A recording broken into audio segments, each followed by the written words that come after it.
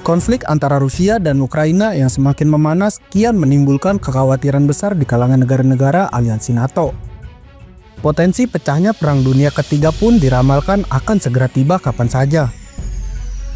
Menanggapi situasi perang saat ini, Sekretaris Jenderal NATO Mark Rutte menyerukan agar anggota-anggota NATO dapat segera mengubah pola pikir dan meningkatkan kesiapan masa perang.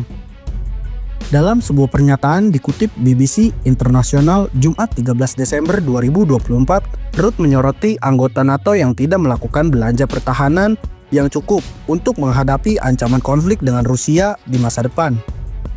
Mantan Perdana Menteri Belanda ini juga menyebut bahwa Rusia telah siap menghadapi perang jangka panjang dengan NATO dan Ukraina.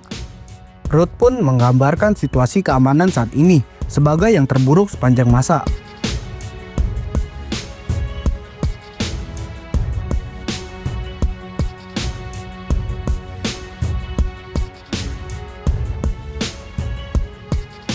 Seruan ini dibuat oleh Rutte setelah melihat anggota NATO yang belum melakukan belanja pertahanan yang cukup untuk menghadapi konflik dengan Rusia.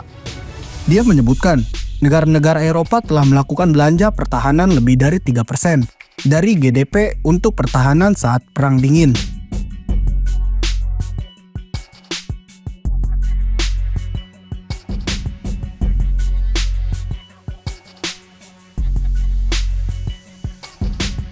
Menjelang tahun 2024, anggota NATO telah berjanji untuk menghabiskan setidaknya 2% dari GDP mereka untuk belanja pertahanan. Namun, Rutte mengatakan bahwa dibutuhkan lebih banyak lagi belanja pertahanan untuk menghadapi ancaman yang semakin dekat.